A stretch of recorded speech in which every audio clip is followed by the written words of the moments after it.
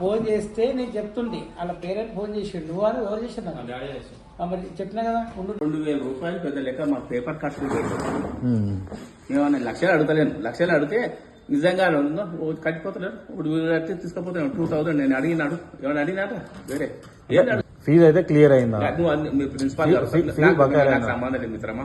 Principal వస్తారు మాట్లాడండి. రేపు వస్తాడు. నేను ఏమంటున్నా సార్ అంటే ఫీజు ఏమైనా బకాయి అయిందా అంటున్నా. ఫీజు బకాయి లేదు. ఫీజు గురించి నేను అడగలే. అడిగినా ఫీజు అయితే క్లియర్ అయింది కదా. క్లియర్ అయినప్పుడు మరి 2000 ఎందుకు వసూలు చేస్తారు? నాకు టీసీకి వసూలు చేస్తాం. దేనికి వసూలు? మాకు మెయింటెనెన్స్ ఖర్చులు.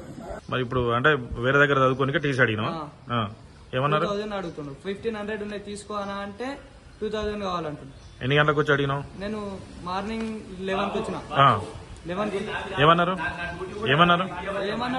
నేను ఆమన్గారి నుంచి వచ్చిన సార్ అంటే నాకు సంబంధం లేదు, నువ్వు 3 నుంచి 5 వరకు అక్కడ రాసిన 3 నుంచి 5 వరకు రా అని చెప్పిండు. 2000 ఇస్తానే 1500 ఉన్నాయంటే 500 నాకు సంబంధం లేదు. 2000 ఉంటేనే నువ్వు తీసుకోవాలి అంటే లేదు వెళ్ళిపో అంటున్నా. ఫీజు ఏమన్నాడు? బకాయి ఉందా మీది? ఫీజు 2500. కాదు ఇది కాదు. మీరు పాత బాకీ ఏమన్నా ఉంది, అది కడతా అని చెప్పిన. అది కట్టంగా మళ్ళీ టీసీకి సపరేట్ 1500 ఎక్స్ట్రా. 1500 ఇస్తా అంటే 2000 ఉంటేనే ఇస్తా.